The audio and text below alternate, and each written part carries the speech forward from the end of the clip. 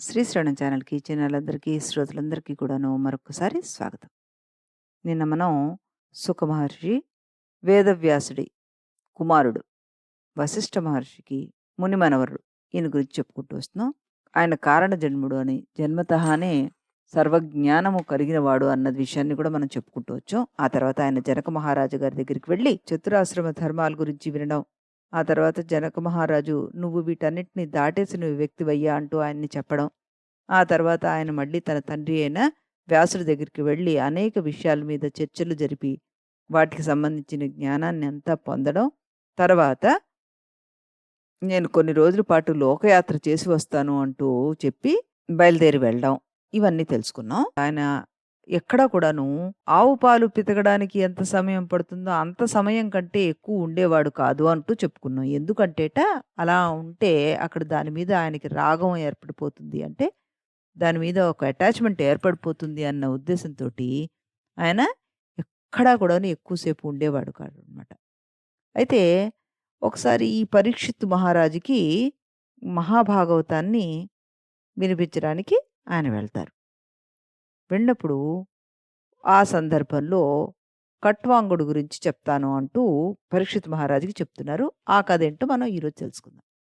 కట్వాంగుడు అనే రాజు ఏదో ఒక కారణం చేత మరణం సంభవించి పుణ్యమూర్తి కావడం వల్ల దేవలోకానికి వెళ్ళిపోయాడు. వెళ్ళిన తర్వాత ఆయనకి ఇంకా 2 గడియలు ఆయుర్దాయం ఉండగానే అక్కడికి రావడం జరిగిందని తెలిసింది. అందువల్ల ఆయన మళ్ళీ భూలోకానికి తిరిగి వచ్చాడు. వచ్చిన వెంటనే తన పురోహితులకు ఈ సంగతి చెప్పి భార్యాపుత్రులు రాజ్యం వదిలిపెట్టి ముక్తి లభించడానికి మార్గాన్ని అడిగాడు. ఆ పురోహితులు ఆ రాజును హరినామస్మరణ చేయమని చెప్పారట. వెంటనే అన్నీ వదిలిపెట్టేసిన వాడై ఆ రాజు గాఢమైన వైరాగ్య భావంతోటి హరినామ సంకీర్తన చేసి 2 గడియల్లోనే ముక్తిని సంపాదించేశాడు. ఆయన కేవలం 2 గడియల ఆయుర్దాయం కాలంలోనే ఇది సాధించాడు. నీకు 7 రోజులు టైం ఉందయ్యా! కాబట్టి హరికీర్తనలు వింటూ హరినామస్మరణ చెయ్యి అంటూ సలహా ఇచ్చాడు శుకుడు పరీక్షిత్ మహారాజుకి.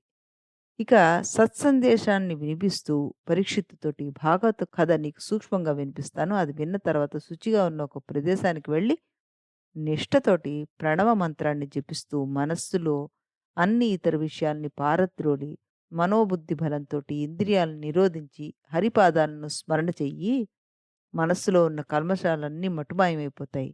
భక్తి లక్షణమైన యోగాన్ని నువ్వు ఈ విధంగా ఆశ్రయించిన వాడివి అవుతావు.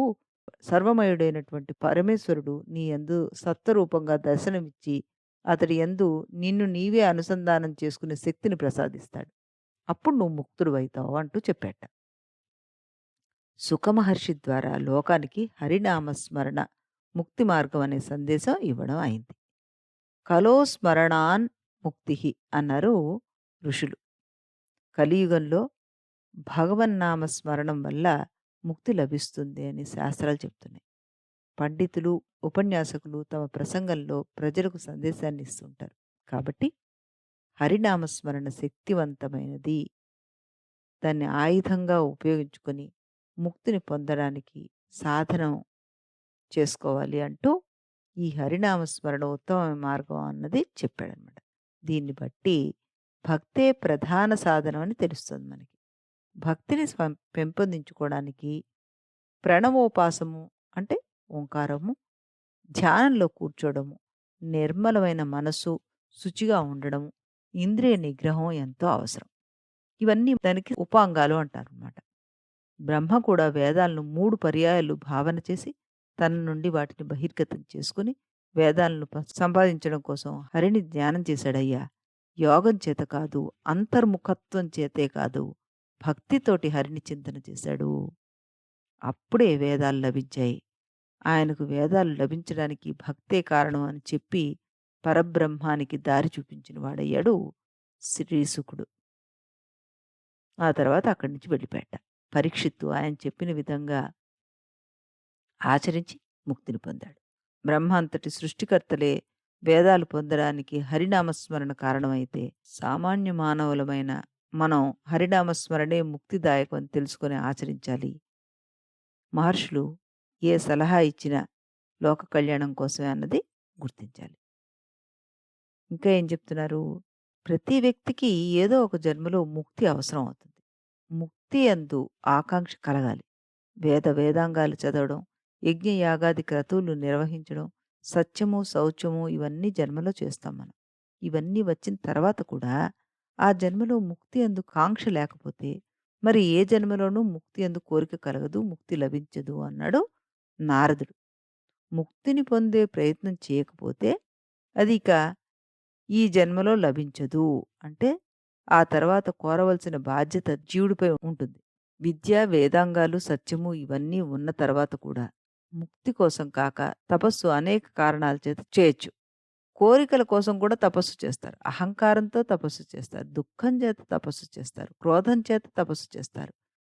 ఏ కారణం కోసం తపస్సు చేసినా తమ తేజస్సును ఇనుమడింప చేసుకోవడానికి చేస్తారు. ఎన్ని చేసినా, ఎంత విద్య చదివినా అసలు ముక్తికాంక్ష ఉందా లేదా అన్నదే ప్రశ్న అన్నాడు నారదుడు.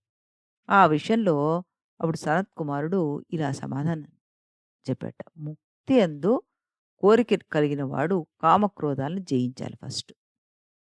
ఆ తర్వాత అపరిగ్రహము, సర్వారంభ పరిత్యాగము, అహింస, ఇంద్రియ జయం వీటన్నిటిని ఆశ్రయించినప్పుడు ముక్తి మనకి కరతలామలకం అయిపోతుంది అని చెప్పారు. అంటే ఈజీగా దొరికిపోతుంది మనకి. ఎప్పుడు ఇవన్నిటిని చేస్తే. ఏవవన్నీ మనకి కామక్రోధాల్ని జయించడం, అపరిగ్రహం అంటే వేరే వాళ్ళది సంబంధించిన దానిది తాను తీసుకోవాలన్న కోరిక లేకపోవడం, సర్వారంభ పరిత్యాగం అంటే అన్ని కర్మల్ని వాటన్నిటిని కూడాను ఏ రకమైన ఫలం ఆశించకుండా త్యాగం చేయడం, అహింస, ఇంద్రియాలని నియంత్రించుకోవడం ఇవన్నీ అన్నమాట. వీటిని త్యజించాలనే సంకల్పన కలిగినప్పుడు ధర్మము, అహింస వలన అధర్మం నశిస్తుంది. అంటే మోక్షం లభించడానికి ధర్మాధర్మాలు రెండూ ఉండకూడదు. ముక్తిని కాంక్షించేవాడు సర్వారంభ పరిత్యాగి, సంకల్పరహితుడు కావాలి. ధర్మము సుఖప్రదమైనది, క్షేమకరమైనది. కానీ మోక్ష సాధనలో ఈ రెండిటిని కూడాను వదిలేయాలట. సత్యాసత్యాలు రెండిటిని విడవలసి ఉంటుంది. అంటే ఇది సత్యం, అది అసత్యం ఇలాంటివి గూడా ఏమీ పట్టించుకోకూడదు. సర్వదేహ సంపత్తి, సత్యాసత్యములు ప్రారంభ దశలోనే ఉంటాయి. జీవిత చరమాంకంలో శోక, భయ కారణాలు కనిపించినా చెలించకుండా ఉండగలగాలి. ప్రపంచంలో తన చుట్టూ ఎన్ని సంఘటనలు జరుగుతున్నా నిస్పృహతో ఉండాలి. ముక్తి హేతువుని అన్వేషించాలి. అటువంటి వారు ముక్తి పొందుతారు అని నారదుడు సనత్ కుమారుడి మాటలుగా చెప్పాట ఈ శుకుడికి. అంటే ఆయన దగ్గర నుంచి కూడా ఈయన కొంత జ్ఞానాన్ని పొందాడనమాట. తర్వాత కొంతకాలానికి శుకుడు మళ్ళీ తండ్రి దగ్గరికి వెళ్ళి ఆయనకి ప్రదక్షిణ చేసి, "నేను యోగసిద్ధి పొందుతాను నాన్నగారు, అనుమతి ఇవ్వండి" అంటూ అడిగాడు. ఆ తర్వాత అనుమతి పొంది బయలుదేరాడు. వ్యాసుడు ఆయన్ని, "ఒక్కసారి నిలబడు. నిన్ను నేను చూస్తానని అంటున్నా కూడా స్నేహము, నిస్సంశయము కలిగిన స్థితి యందు ఉండడం చేత ఆ మాట వింటూనే శుకుడు వెళ్ళిపోయాట. అక్కడ నిలవలేదు.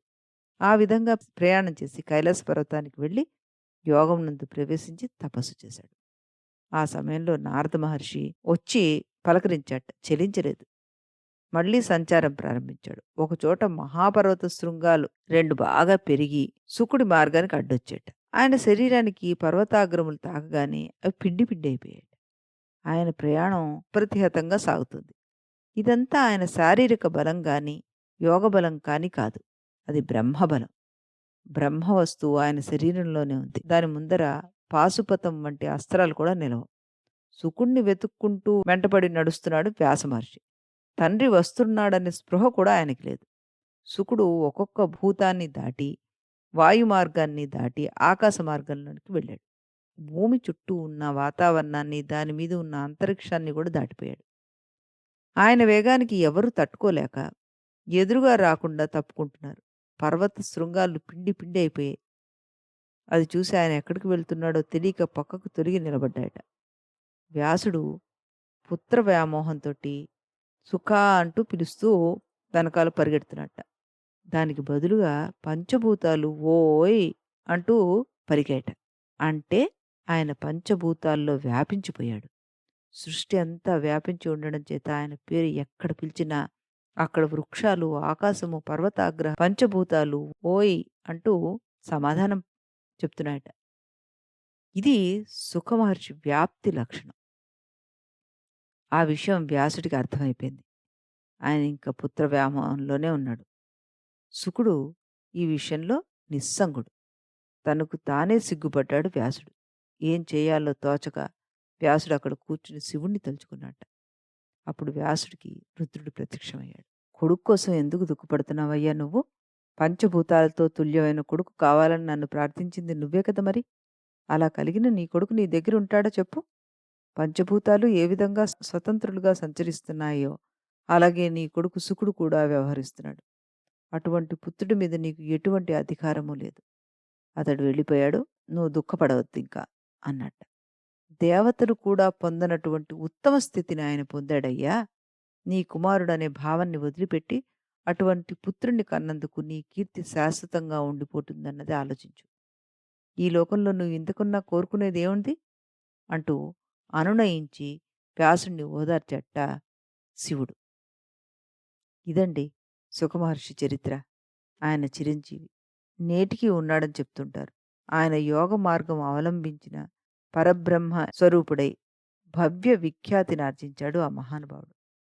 ఆ మహాముని చరిత్ర పవిత్ర స్మరణము, భవభయ నాశకరము, ఇహపర సాధకము. భారతం శాంతి పర్వంలో ఆ మహర్షి గురించి మనం ఇంకా డీటెయిల్డ్‌గా తెలుసుకోవచ్చు. మళ్ళీ మనం రేపు మరొక మహర్షి గురించి తెలుసుకుందాం. అంతవరకు సెలవు.